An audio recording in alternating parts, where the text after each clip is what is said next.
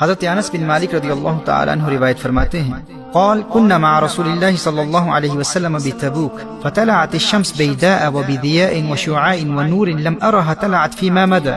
فرمایا ہم نبی کریم صلی اللہ علیہ وآلہ وسلم کے ساتھ میدان تبوک میں تھے.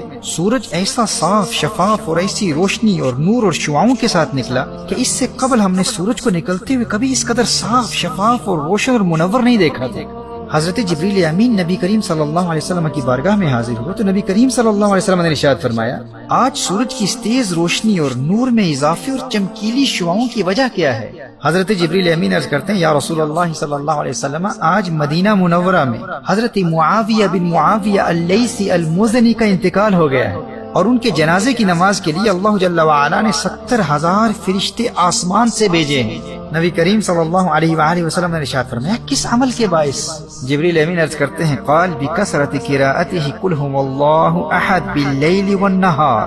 اور دوسری روایت میں ہے قائما وماشیا وقائدا ومتجعا. جبریل امین عرض کرتے ہیں یا رسول اللہ صلی اللہ علیہ وسلم ان کے جنازے میں 70,000 فرشتے اس لیے آئے ہیں کیونکہ یہ رات دن اٹھتے بیٹھتے چلتے پھرتے ہر وقت قل هو اللہ احد کی تلاوت کیا کرتے تھے. سبحان اللہ. میں دوستو آپ کو سورہ اخلاص قل هو اللہ احد کی روحانی پاور کا اندازہ نہیں ہے. یہ آپ کی دنیا بھی سنوار دیتی ہے آخرت بھی سنوار دیتی ہے. اب دیکھیے نبی کریم صلی اللہ علیہ وسلم میدان تبوک میں ہیں اور جبریل امین عرض کرتے ہیں یا رسول اللہ صلی اللہ علیہ وسلم اگر آپ کا ارادہ ہو تو زمین سمیٹ لوں اور آپ ان کی نماز جنازہ ادا کر لیں. کونین کے والی صلی اللہ علیہ وسلم نے اجازت عطا فرما دی اور مسند ابو یعلا کی دوسری روایت میں ہے کہ حضرت جبریل امین نے اپنا پر زمین پر مارا اور تمام درخت اور سب ٹیلے وغیرہ پست ہو گئے اور میدان تبوک سے مدینہ منورہ میں حضرت معاویہ بن معاویہ اللیثی المزنی کا جنازہ نظر آنے لگا. جب نبی کریم صلی اللہ علیہ وسلم نے نماز جنازہ شروع کی تو آپ صلی اللہ علیہ وسلم کے پیچھے فرشتوں کی 2 صفیں تھی اور ہر صف میں 70,000 فرشتے تھے.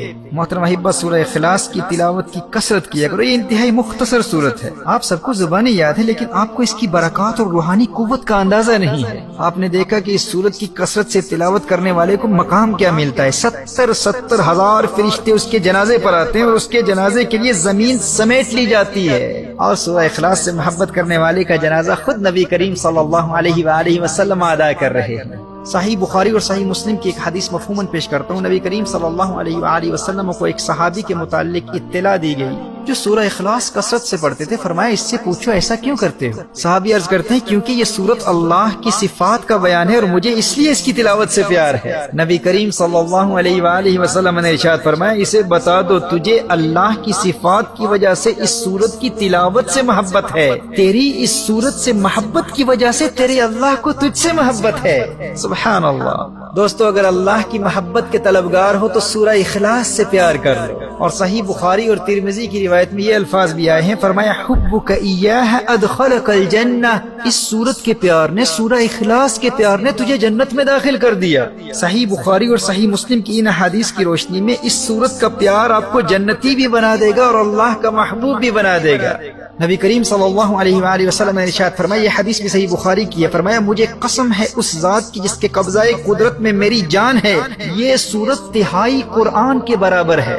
This Surah Ikhlas, which is also known as Surah Al-Tawheed, is 1/3 of the Quran. And whoever recites it thrice, whoever recites it 3 times will gain the reward of reciting the entire Quran. 3 مرتبہ پڑھ لیں مکمل قرآن پڑھنے کا ثواب ملے گا. مسند احمد کی حدیث ہے نبی کریم صلی اللہ علیہ وآلہ وسلم نے ارشاد فرمایا جو اس سورت کو 10 مرتبہ پڑھ لے گا اللہ جل وعلا اس کے لیے جنت میں ایک محل تعمیر فرمائے گا. حضرت عمر رضی اللہ تعالیٰ عنہ عرض کرتے ہیں یا رسول اللہ صلی اللہ علیہ وسلم پھر تو ہم بہت سارے محل بنوا لیں گے. اور سنن دارمی کی حدیث ہے 10 مرتبہ پر 1 محل، 20 مرتبہ پر 2 محل، 30 مرتبہ پر 3 محل. اور میرے دوستو جسے آخرت کی زندگی سے محبت ہو اور اسے اس سورت کی برکت سے جنت کے محلات کی ضمانت مل جائے پھر وہ سورہ اخلاص کی تلاوت سے محروم کیسے رہ سکتا ہے؟ اور پھر اس سورت کا کمال تو دیکھیے کہ یہ فقط آخرت کے محلات نہیں دنیا میں بھی محلات تعمیر کروا دیتی ہے.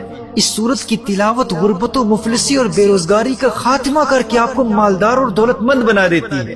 امام طبرانی نقل کرتے ہیں نبی کریم صلی اللہ علیہ وآلہ وسلم نے ارشاد فرمایا جو شخص سورہ اخلاص کو گھر میں داخل ہوتے وقت پڑھ لے تو اللہ تعالیٰ اس گھر والوں سے اور اس کے پڑوسیوں سے بھی فقیری دور کر دیتا ہے. دیکھیے ایک شخص نبی کریم صلی اللہ علیہ وآلہ وسلم کی بارگاہ میں حاضر ہو کر تنگ دستی اور مفلسی اور بے روزگاری کا شکوہ کرتا ہے. نبی کریم صلی اللہ علیہ وآلہ وسلم نے ارشاد فرمایا جب بھی گھر میں داخل ہو تو گھر والوں کو سلام کہا کرو، السلام علیکم کہا کرو، اور پھر ایک مرتبہ سورہ اخلاص پڑھ لو، اور اگر گھر میں کوئی نہ ہو تو مجھ پر سلام پڑھ لینا۔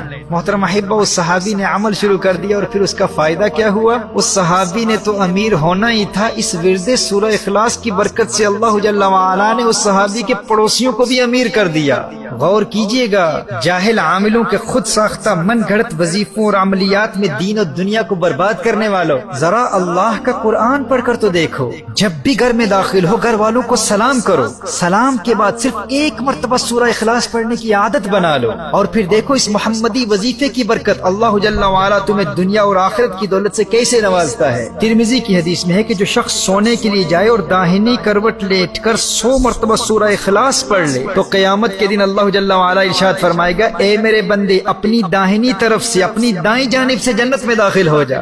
میرے بھائیوں، میری بہنوں، اللہ جانتا ہے کتنی زندگی باقی ہے، میرے سننے والوں کو یہ کام آج رات ہی کر لینا چاہیے، اور یاد رہا تو مجھ گنہگار کے لیے بھی دعا کیجیے گا۔ اب دیکھیے، مسند ابو یعلا کی ایک حدیث کا مفہوم ہے کہ جو شخص ایمان کے ساتھ ہر نماز کے بعد 10 مرتبہ سورہ اخلاص پڑھ لے گا، وہ جنت کے تمام دروازوں میں سے جس دروازے میں بھی داخل ہونا چاہے گا داخل ہو جائے گا، اور جنت کی جس حور سے نکاح کرنا چاہے گا اس کا نکاح کرا دیا جائے گا۔ ایمان کی سلامتی کے لیے بھی یہ بہت بڑا ورد ہے، اس سے محبت کر لو، کثرت سے پڑھو، اور میرا یہ پیغام اپنے تمام دوستوں تک پہنچا دو۔